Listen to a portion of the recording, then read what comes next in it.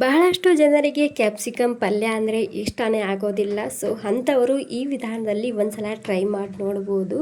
ಯಾಕಂದರೆ ಅಷ್ಟು ರುಚಿಯಾಗಿರುತ್ತೆ.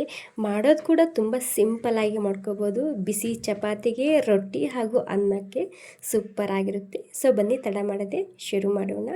ನಾನಿಲ್ಲಿ ಈ ಪಲ್ಯ ಮಾಡೋದಕ್ಕೆ ಒಂದು 1/4 ಕಿಲೋ ಆಗುವಷ್ಟು ಕ್ಯಾಪ್ಸಿಕಮ್ ತೊಗೊಂಡಿದ್ದೀನಿ. ಇದನ್ನು ಮೊದಲೇ ಕ್ಲೀನಾಗಿ ತೊಳೆದು ಕಾಟನ್ ಬಟ್ಟೆಲಿಂದ ಒರೆಸಿಟ್ಕೊಂಡಿನಿ. ನೋಡಿ, ಈ ರೀತಿ ಮುಂದಿನ ಭಾಗನ ತಕ್ಕೋಬೇಕಾಗುತ್ತೆ. ತಕ್ಕೊಂಡು ಒಳಗಡೆ ಬೀಜ ಇರುತ್ತೆ ಅಲ್ವಾ, ಅದು ಕೂಡ ಸಪ್ರೇಟಾಗಿ ಮಾಡ್ಕೋಬೇಕು. ನೋಡಿ, ನೀವಿಲ್ಲಿ ಇಷ್ಟೇ ತೊಗೋಬೇಕಂತೇನಿಲ್ಲ. ಕ್ಯಾಪ್ಸಿಕಮ್ಮ ನಿಮಗೆ ಎಷ್ಟು ಬೇಕೋ ಅಷ್ಟು ತೊಗೋಬೋದು, ಅಂದರೆ ಹೆಚ್ಚು ಕಡಿಮೆ ಮಾಡ್ಕೋಬೋದು.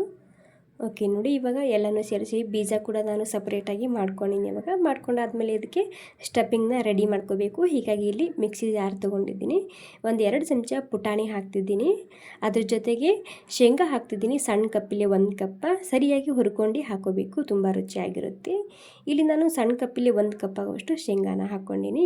ಹಾಗೆ 1-2 ಚಮಚ ಪುಟಾಣಿ ಹಾಕ್ಕೊಂಡಿನಿ. ಈ ರೀತಿ ತರಿತರಿಯಾಗಿ ರುಬ್ಕೊಂಡು ತೊಗೋಬೇಕು. ಇವಾಗ ಇಡೀ ಮಿಕ್ಸಿ ಜಾರ್ಗೆ ನಾನಿಲ್ಲಿ 1-2 ಚಮಚ ಧನಿಯಾ ಹಾಕ್ತಿದ್ದೀನಿ, 1 ಚಮಚ ಜೀರಿಗೆ, ಅರ್ಧ ಚಮಚ ಸೋಪ್ ಹಾಕ್ತಿದ್ದೀನಿ. ಹಾಗೆ ಬೆಳ್ಳುಳ್ಳಿ, ಹಸಿ ಶುಂಠಿ, ಹಾಗೆ 1-2-3 ಹಸಿ ಮೆಣಸಿನ್ಕಾಯಿ ಹಾಕ್ಕೊತಿದ್ದೀನಿ. ನೀರು ಹಾಕ್ಬಾರ್ದು, ಇದನ್ನು ಹಾಗೆಯೇ ತರಿತರಿಯಾಗಿ ರುಬ್ಕೊಂಡು ತೊಗೋಬೇಕು. ನೋಡಿ, ಈ ರೀತಿ ರುಬ್ಕೊಂಡು ತೊಗೋಬೇಕಾಗುತ್ತೆ. ಇದೆಲ್ಲ ರೆಡಿ ಆದಮೇಲೆ ನಾನಿಲ್ಲಿ ಕಡಾಯಿ ಇಟ್ಕೊತಿದ್ದೀನಿ. ಕಡಾಯಿನಲ್ಲಿ 1-2-3 ಚಮಚ ಸಾಸಿವೆ ಎಣ್ಣೆ ಹಾಕ್ತಿದ್ದೀನಿ. ಸಾಸಿವೆ ಎಣ್ಣೆ ಇದ್ದರೆ ಅದನ್ನೇ ಹಾಕ್ಕೊಳ್ಳಿ, ಇಲ್ಲಾಂದರೆ ನಾರ್ಮಲ್ ಎಣ್ಣೆ ಕೂಡ ಹಾಕೋಬೋದು. ಎಣ್ಣೆ ಬಿಸಿ ಆದಮೇಲೆ ಒಂದು ಸ್ವಲ್ಪ ಹಿಂಗೆ ಹಾಕ್ಕೊಂಡಿನಿ. ಹಿಂಗೆ ಹಾಕಿದ್ಮೇಲೆ ಇದಕ್ಕೆ 1-2 ಈರುಳ್ಳಿನ ಈ ರೀತಿ ಸಣ್ಣದಾಗಿ ಕಟ್ ಮಾಡ್ಕೊಂಡು ಹಾಕ್ಕೊಂಡಿನಿ. ಜಸ್ಟ್ ಈರುಳ್ಳಿ ಸ್ವಲ್ಪನೇ ಹಸಿ ವಾಸನೆ ಹೋಗಬೇಕು. ಹಸಿ ವಾಸನೆ ಹೋದ್ಮೇಲೆ ಇವಾಗ ನಾವು ಮಾಡಿದಂತಹ ಈ ಪೇಸ್ಟ್ ಹಾಕ್ತಿದ್ದೀನಿ. ಮತ್ತು ಈ ಪೇಸ್ಟ್ ಹಾಕಿದ್ಮೇಲೆ ಮತ್ತೆ 1 ನಿಮಿಷ ಆಗೋ ತನಕ ಇದನ್ನು ಹಾಗೆಯೇ ಹಸಿ ವಾಸನೆ ಹೋಗೋ ತನಕ ಹುರ್ಕೊಂಡು ತೊಗೋಬೇಕು. ಓಕೆ, ಇವಾಗ ಹಸಿ ವಾಸನೆ ಹೋಗಿದೆ. ಹಸಿ ವಾಸನೆ ಹೋದ್ಮೇಲೆ ಇದಕ್ಕೆ ನಾನು ಹೋಮ್ ಮೇಡ್ ಪ್ಯೂವರ್ ಆಗಿರುವಂತಹ 1-2 ಚಮಚ ಮಸಾಲೆ ಖಾರ ಹಾಕ್ತಿದ್ದೀನಿ. ಸ್ವಲ್ಪ ಅರಿಶಿನ ಹಾಕಬೇಕು. ಹಾಗೆ ಧನಿಯಾ ಪುಡಿ, ಜೀರಾ ಪುಡಿ ಹಾಕ್ತಿದ್ದೀನಿ ಸ್ವಲ್ಪ. ಹಾಗೆ ಒಂದು ಅರ್ಧ ಚಮಚ ರೆಡ್ ಖಾರದ ಪುಡಿ ಹಾಕ್ಕೊಂಡಿನಿ. ರುಚಿಗೆ ಬೇಕಾದಷ್ಟು ಉಪ್ಪು ಹಾಕ್ಕೊಂಡಿನಿ. ನಿಮಗೆ ಪ್ಯೂವರ್ ಆಗಿರುವಂತಹ ಹೋಮ್ ಮೇಡ್ ಮಸಾಲೆ ಖಾರ ನಿಮಗೆ ಬೇಕಿದ್ರೆ ಇಲ್ಲಿ ಮೇಲೆ ಕಾಣಿಸಿದಂತಹ ನಂಬರ್ಗೆ ಆರ್ಡರ್ ಮಾಡ್ಬೋದು. ಈ ಮಸಾಲೆ ಖಾರ ಮನೆಯಲ್ಲೇ ಮಾಡಿದಂತಹ ಮಸಾಲ ಖಾರ. ನೀವು ಎಲ್ಲ ತರಕಾರಿ ಪಲ್ಯಗೆ ಹಾಗೂ ಸೊಪ್ಪಿನ ಪಲ್ಯಗೆ ಈ ಒಂದೇ ಮಸಾಲಾನ ಹಾಕೋಬೋದು. ಸೂಪರ್ ಆಗಿರುತ್ತೆ ಈ ಮಸಾಲೆ ಖಾರ. ಓಕೆ, ಇವಾಗ ಈ ಶೇಂಗಾ ಪೌಡರ್ ಹಾಕ್ಕೊಂಡು ಮತ್ತು ನೀಟಾಗಿ ಈ ಮಸಾಲ ಜೊತೆಗೆ 1 ನಿಮಿಷ ಆಗೋ ತನಕ ಮಿಕ್ಸ್ ಮಾಡ್ಕೊಂಡು ತೊಗೋಬೇಕು. ನಿಮ್ಮ ಹತ್ರ ಮಸಾಲ ಖಾರ ಇಲ್ಲ ಅಂದರೆ ನೀವು ಇಲ್ಲಿ ಗರಂ ಮಸಾಲ, ಜೀರಾ ಪೌಡರ, ಧನಿಯಾ ಪೌಡರ ಮತ್ತು ರೆಡ್ ಖಾರದ ಪುಡಿ ಹಾಕೋಬೋದು.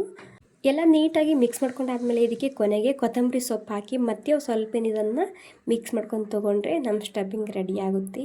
ಈ ಸ್ಟಫಿಂಗ್ನಲ್ಲಿ ನೀವು ಹೀರೆಕಾಯಿ, ಬೆಂಡೆಕಾಯಿ ಹಾಗೂ ಬದನೆಕಾಯಿ 3 ಪಲ್ಯನ ಮಾಡ್ಕೋಬೋದು. ಈ ಕ್ಯಾಪ್ಸಿಕಮ್ ಇಷ್ಟ ಇಲ್ಲ ಅಂದರೆ. ಓಕೆ, ಸೂಪರ್ ಆಗಿರುವಂತಹ ಸ್ಟಫಿಂಗ್ ರೆಡಿಯಾಗಿದೆ. ಇವಾಗ ಈ ಕ್ಯಾಪ್ಸಿಕಮ್ ಒಳಗಡೆ ಇವಾಗ ತುಂಬಬೇಕಾಗುತ್ತೆ. ಇಲ್ಲಿ ನಿಮಗೆ ಎಷ್ಟು ಬೇಕೋ ಅಷ್ಟು ತುಂಬೋದು. ನಾನು ಸ್ವಲ್ಪ ಜಾಸ್ತಿ ಕ್ವಾಂಟಿಟಿದಾಗೆ ಹಾಕ್ತಿದ್ದೀನಿ. ನಾರ್ಮಲಾಗಿ ಕ್ಯಾಪ್ಸಿಕಮ್ ಪಲ್ಯ ಮಾಡಿದರೆ ಅಷ್ಟೊಂದು ಇಷ್ಟಪಡೋದಿಲ್ಲ. ಈ ರೀತಿ ಸ್ಟಫಿಂಗ್ನ ನೀವು ಮಾಡಿ ನೋಡಿ, ತುಂಬಾ ಇಷ್ಟಪಟ್ಟು ತಿಂತಾರೆ ಮನೆಯಲ್ಲಿ ಎಲ್ಲರೂ. ನನ್ನ ಮಕ್ಕಳಿಗಂತೂ ಈ ರೆಸಿಪಿ ತುಂಬ ಇಷ್ಟ. ಸೊ ನಾರ್ಮಲಾಗಿ ಕ್ಯಾಪ್ಸಿಕಮ್ ಪಲ್ಯ ಮಾಡಿದ್ರೆ ಅಷ್ಟೊಂದು ಇಷ್ಟಪಟ್ಟು ತಿನ್ನೋದಿಲ್ಲ. ಈ ರೀತಿ ಸ್ಟಫಿಂಗ್ ಮಾಡಿದರೆ ತುಂಬಾ ಇಷ್ಟಪಟ್ಟು ತಿಂತಾರೆ ಮನೆಯಲ್ಲಿ ಎಲ್ಲರೂ. ಇವಾಗ ನೋಡಿ, ಎಲ್ಲನೂ ಸರಿಯಾಗಿ ನಾನಿಲ್ಲಿ ಪ್ಯಾಕ್ ಮಾಡ್ಕೊಂಡು ತೊಗೊತಿದ್ದೀನಿ. ಓಕೆ, ಇವಾಗ ಎಲ್ಲ ಸೇರಿಸಿ ಇವಾಗ ಸ್ಟಫಿಂಗ್ ರೆಡಿ ಮಾಡ್ಕೊಂಡಿನಿ. ಸೊ ಸ್ಟಫಿಂಗ್ ರೆಡಿ ಆದಮೇಲೆ ಮತ್ತೆ ಕಡಾಯಿನಲ್ಲಿ ಇವಾಗ ನಾನು 1-2-3 ಚಮಚ ಇದೇ ಸಾಸಿವೆ ಎಣ್ಣೆನೇ ಹಾಕ್ತಿದ್ದೀನಿ.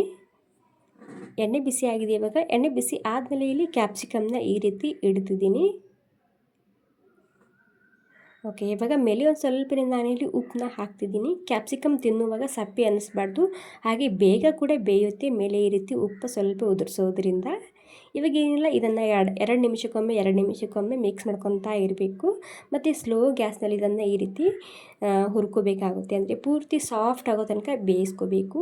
ಸ್ಲೋಕ್ಕಿಂತ ಸ್ವಲ್ಪನೇ ಜಾಸ್ತಿ ಇಟ್ಟಿದ್ದೀನಿ. ಹಾಗೆ 2 ನಿಮಿಷಕ್ಕೊಮ್ಮೆ ನಾನು ಹಾಗೆಯೇ ಮಿಕ್ಸ್ ಮಾಡ್ಕೊತಾ ಇದ್ದೀನಿ. ನೋಡ್ತಿರ್ಬೋದು, ಅರ್ಧಂಬರ್ಧ ಬೆಂದಿದೆ ಇವಾಗ. ಹೀಗಾಗಿ ಮತ್ತೆ ಮಿಕ್ಸ್ ಮಾಡ್ಕೊಂಡು ಸರಿಯಾಗಿ ಮುಚ್ಚಿ ಬೇಯಿಸ್ಕೊತಿದ್ದೀನಿ. ಹಾಗೆ 2 ನಿಮಿಷಕ್ಕೊಮ್ಮೆ ನಾನಿಲ್ಲಿ ಮಿಕ್ಸ್ ಮಾಡ್ಕೊತಾ ಇರ್ತಿದ್ದೀನಿ. ನೋಡಿ, ಈ ರೀತಿ ಪೂರ್ತಿ ಸಾಫ್ಟ್ ಆಗಬೇಕು ಇಲ್ಲಿ ಕ್ಯಾಪ್ಸಿಕಮ್ಮ. ಅಲ್ಲಿ ತನಕ ನೀವು ಇದನ್ನು ಹುರ್ಕೋಬೇಕಾಗುತ್ತೆ. ಓಕೆ ನೋಡಿ, ಫೈನಲಿ ಪೂರ್ತಿಯಾಗಿ ಕ್ಯಾಪ್ಸಿಕಮ್ಮ ಸಾಫ್ಟ್ ಆಗಿದೆ. ಈ ಟೈಮ್ನಲ್ಲಿ ಇದು ಸ್ವಲ್ಪ ಸ್ಟಫಿಂಗ್ ಉಳ್ಕೊಂಡಿತ್ತು. ಆ ಸ್ಟಫಿಂಗ್ನ ನಾನು ವೇಸ್ಟ್ ಮಾಡೋದು ಯಾಕಂತೇಳಿ ಇಲ್ಲಿ ಕೊನೆಗೆ ಹಾಕ್ತಿದ್ದೀನಿ.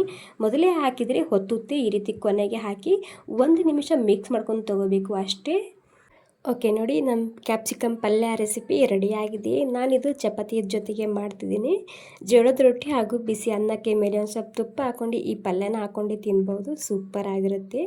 ಓಕೆ, ಈ ಸಿಂಪಲ್ ಹೆಲ್ದಿ ರೆಸಿಪಿ ನಿಮಗೆ ಸ್ವಲ್ಪನಾದರೂ ಇಷ್ಟ ಆಗಿದ್ರೆ ಒಂದು ಲೈಕ್ ಮಾಡಿ. ಹಾಗೆ ಈ ರೆಸಿಪಿ ನೀವು ಎಲ್ಲಿಂದ ನೋಡ್ತಿದ್ದೀರಿ ಅಂತ ನನಗೆ ಕಮೆಂಟ್ ಮಾಡಿ ತಿಳಿಸಿ. ಬಿಸಿ ಬಿಸಿ ಚಪಾತಿಗೆ ಸೂಪರ್ ಆಗಿರುತ್ತೆ. ಮಿಸ್ ಮಾಡದೆ ಟ್ರೈ ಮಾಡಿ ನೋಡಿ. Okay, thank you so much ಎಲ್ರಿಗೂ. ಖಂಡಿತ ಒಂದು ಸಲ ಮಿಸ್ ಮಾಡದೆ ಟ್ರೈ ಮಾಡಿ ನೋಡಿ. ತುಂಬ ರುಚಿಯಾಗಿತ್ತು. Thank you.